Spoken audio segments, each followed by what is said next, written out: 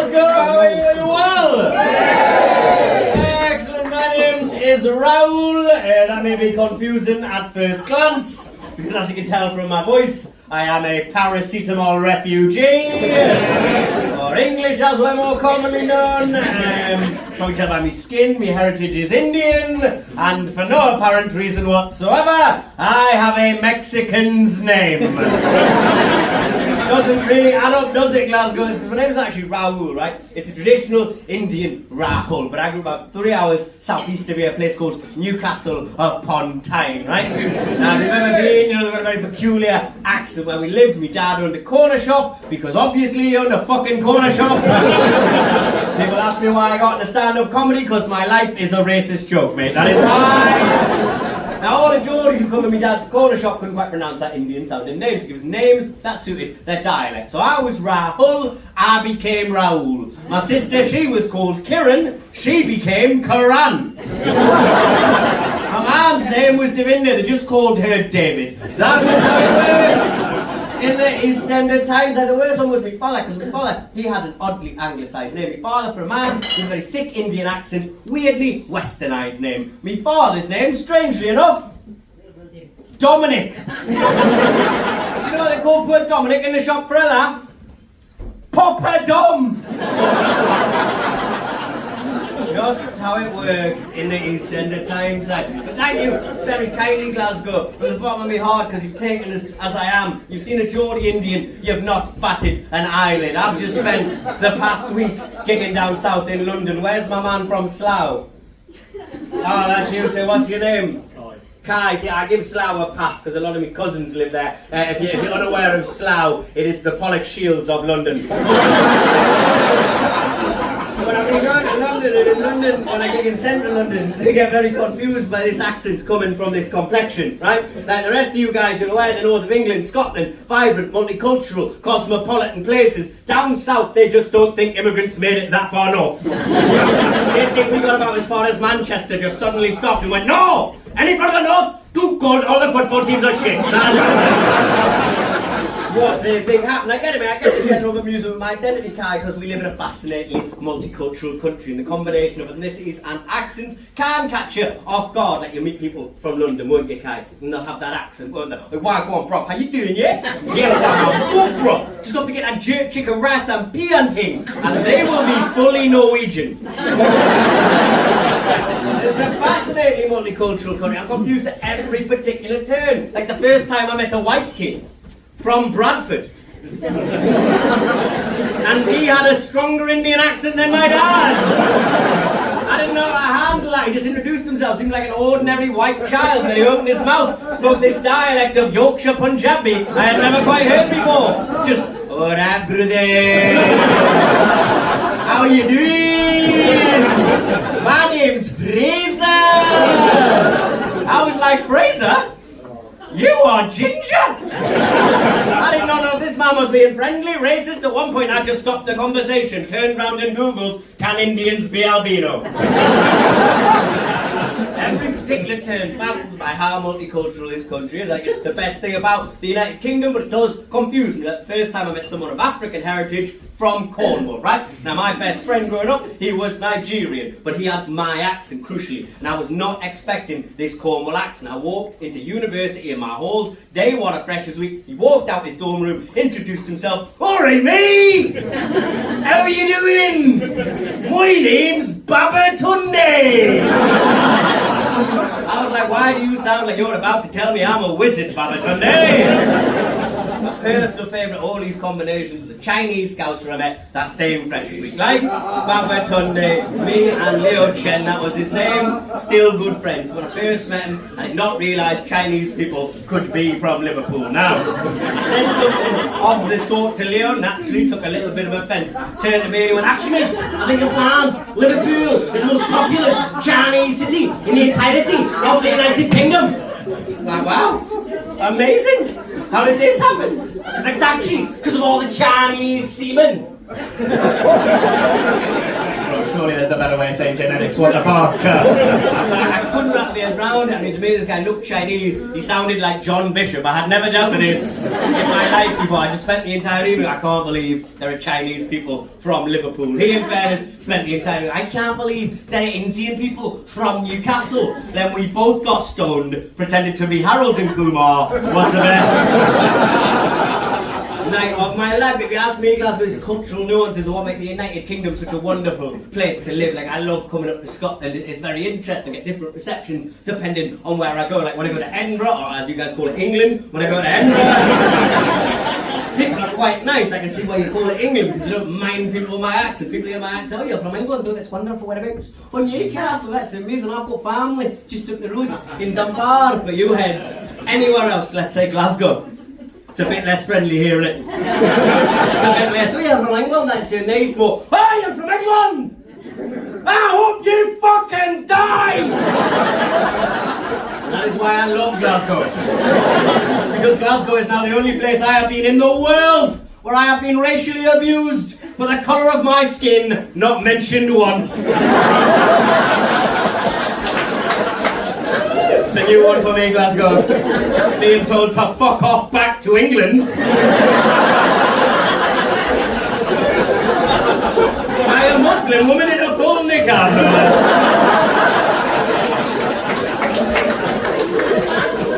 But it's a changing world, Glasgow. It's a fast-paced change in Britain as well. You guys might not be part of Britain in a few years to come, so let's get into it. Why the fuck not? Give me a cheer if you are. Give me a cheer if you are pro-independence. Yeah. Give me a cheer if you're anti-independence. Yeah. Now fight! Look, Glasgow, it'll never be corrected. It is not right for me, a Northern English man, to tell you, Scottish people, what to do with your political system. That is the Scottish question for the Scottish people when the time is right. As a Northern English man with selfish Northern English interests, all I would say is please don't leave us alone with you sociopaths down south. Fuck Kai, he can die, but please just take the rest of us with you, I beg you. Because genuinely, like, there's a bit of a jock-Geordie connection, I like to call it. My dad, as I said, is a genuinely objective fact. It's not a joke, he does own a corner shop. In that corner shop are 3 highest selling goods. Are number 1, Glen's vodka. Yeah. Number 2, Tunnock's tea cakes. Yeah. Number 3, Iron Brew. Yeah. If I have to stop paying tariffs and quotas, that's fucking Cornish, you prick. But if I have to stop paying tariffs and quotas on Iron Brew, Tunnock's tea cakes and Glen's vodka, my dad's corner shop's going to end up bankrupt like Rangers, known by Mike Ashley.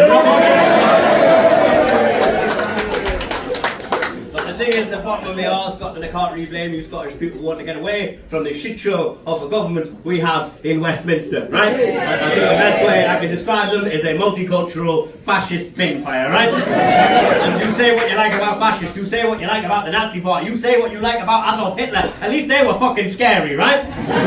You see a video of Adolf Hitler giving a speech, you're like, oh, fuck me, that is terrifying! You watch a video of Rishi Sunak giving a speech, you're like, oh, fuck me, that is Indian Mr. Bean! You know who I blame for the current government more than anybody? I blame myself. I feel like I manifested them, so I sat at home and I wanted to see a more representative government. What a fool I was. I wanted to see Indians in the government. I wanted to see women in the government. I wanted to see black people in the government. And oh God, I got what I wished for, Glasgow. I got an Indian Hindu Prime Minister. I got a female Prime Minister. I got a black Chancellor of Exchequer. And that was just in 1 week. Everybody's bills are through the roof. Nobody can afford their mortgage. They'll never let us run anything again. Bring back the old white men. That's what I'll say.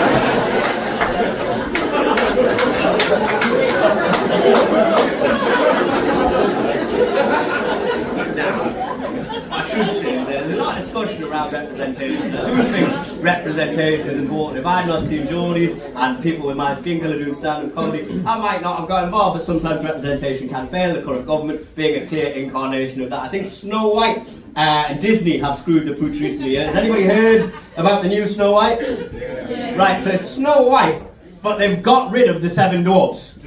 It's just Snow White with 7 guys, because it's a gangbang or something now, I don't know. because they're worried about offending dwarves, right? And I felt this was really unfortunate because there were these representatives from like the Dwarves Acting Union who came on at Good Morning Britain and kicked off about it. They were like, by getting rid of us, they've just erased us. They've not really made us feel more representative. We never found it offensive, right? That's 7 different roles at about 6 figures each that could have got millions of pounds going into the dwarf community, right? And now it's completely gone, and it's other people who are offended on our behalf that got this done. I was happy when I was meant to be happy. He was meant to be grumpy and he was meant to be sleepy. But what annoys me about most of the Prime Ministerial candidates we have at the minute is none of them are talking about the serious issues affecting British people. They're stuck in these toxic culture war issues that I think affect very few of us, right? Like, I see this cost of living crisis. I think that's something that we should be talking about, but Prime Ministerial candidates aren't talking about it. Like, this isn't even a cost of living crisis, it's a cost of survival crisis. People can't afford their food, they can't afford gas and electric. Like, I do this for a living. Winters are tough for me. Like, I remember being so broke I could not go out the house. Now I'm so broke I can't stay in the motherfucking thing. I'm 31, I'm too old to go clubbing with the kids, but every Saturday now you find me in a nightclub basement, 2 in the morning, dancing as fast as I can. People coming up like, you here for a good time, you on that MDMA? Nah, this is just how I stay warm now, motherfuckers. This is how I realised the country was truly on its knees, right? I saw a story in May of 2022 about these Scousers, these Liverpool fans, flying out from London Gatwick to Paris for the Champions League final. Liverpool versus Real Madrid, once in a lifetime opportunity. But there weren't enough staff on this flight, weren't enough staff who want to work such a high stress job, minimum wage, just to barely subside. So their flight was cancelled. There was no way these Liverpool fans were going to make it to another airport or to the Eurostar to get to Paris in time. So do you know what these Scousers did? They did what every refugee does. They went to Aldi. They went to the random aisle. They got themselves a dinghy, pumped it up, and sailed the other way across the channel. 2 questions we need to ask here, Glasgow. Number 1, how bad has this country become when Scousers have become refugees? And number 2, how confusing and terrifying must that have been for the Syrians and Iraqis coming in away? Habibi, where are you going? Fucking France, mate, you! England, but you're leaving because it's fucking shite there, mate. Turn back around, try under Aleppo, you'd be better off. Ahmed! Why are they all Chinese?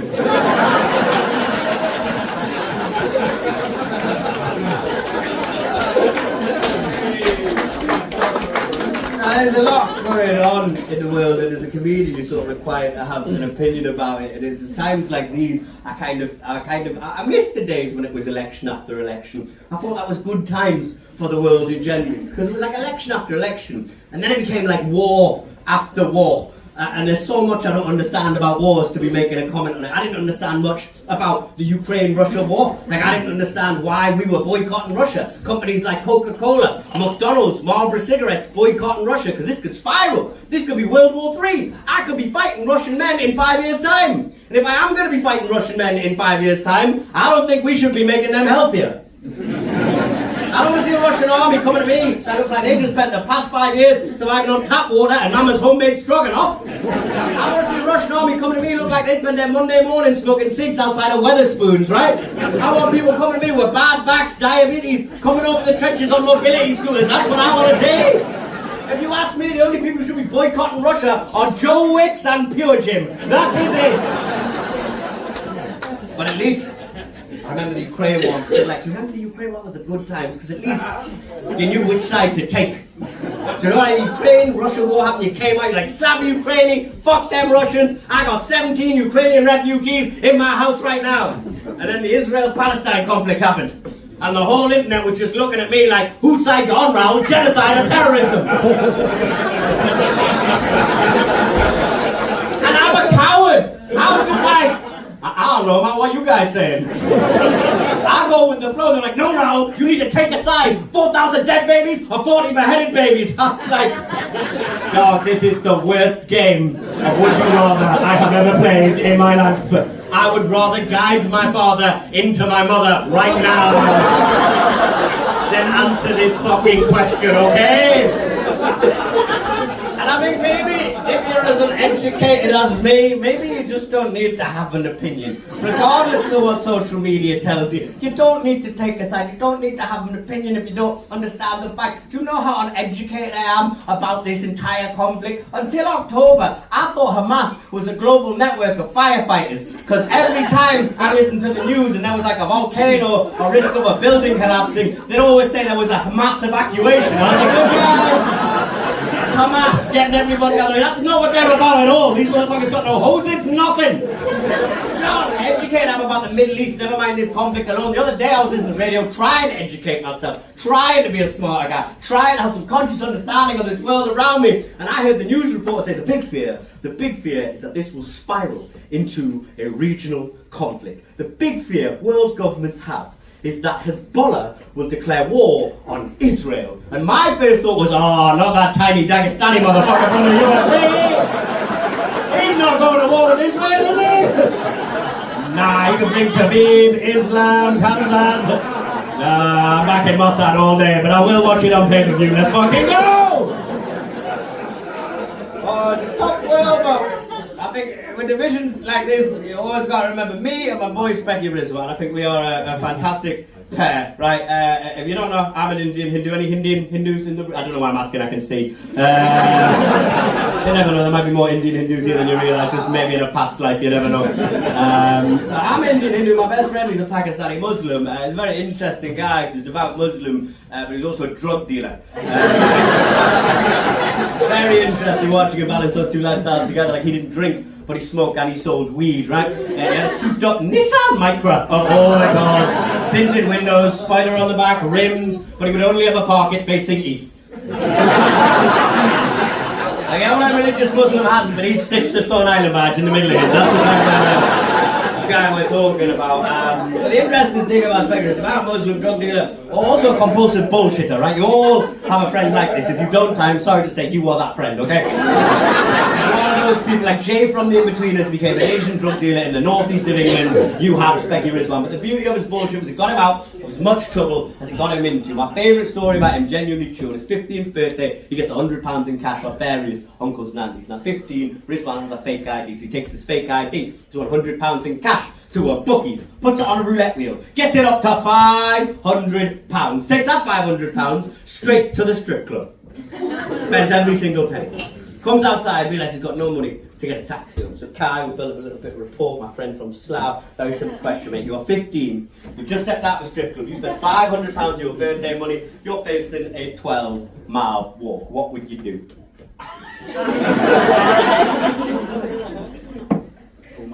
Call mum!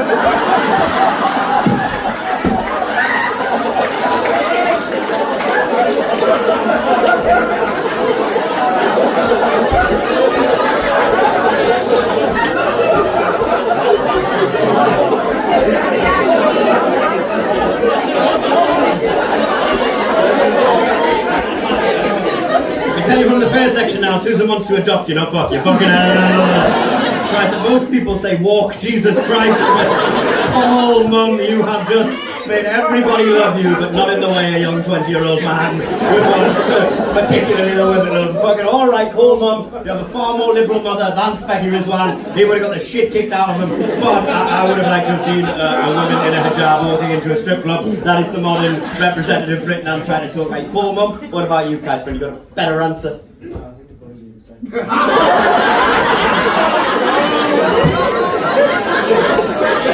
guys work for the government, what? Do you know when shit goes wrong, mum, the software's not working, do you know how to use Excel? Oh my days, you got any more grown-up ideas, sir? That's your picture. I did not know what you were suggesting with that thumb there. I was like, these strip clubs are non-touching, but okay. You hit you, that's a common answer. You got any suggestions, sir? Same as him, fair enough. Well, Specky Rizwan did not do any of this. He didn't walk, did not hitchhike, did not call his mum. What Specky Rizwan did, called the police. Told the police he's just been in a strip club, spent £500, but the caveat, he is 15, so he is technically underage. What did the police do? Came to the strip club, shut it down for 1 hour, bollocked the manager, got the £500, give it back to Rizwan, then give him a free lift home!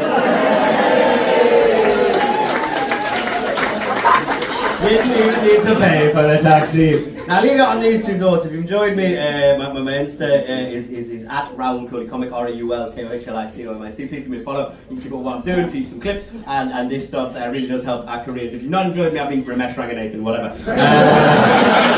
But basically, in this time it was important to focus that me and Specky Rizwan are the best of friends, right? Because historically that's something you probably wouldn't think would be possible, because Indian Hindus, Pakistani Muslims, they don't really get along. It's a very polite way of putting it, and they've not really got along because they've been at war for about a century over a small piece of land. You may have heard of this piece of land. It's called Leicester.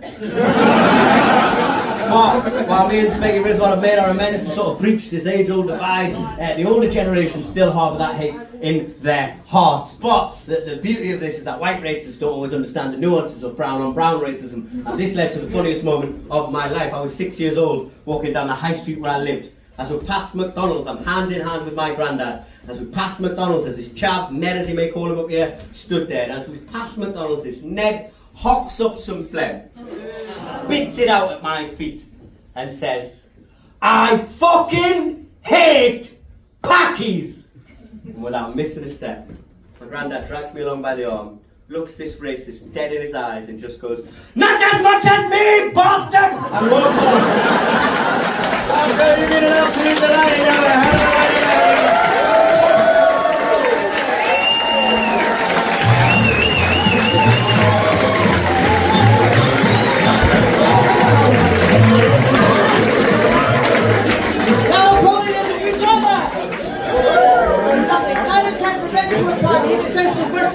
Can I ask you to take an empty glass of cider to the bar, please, just to give the staff a bit of a hand?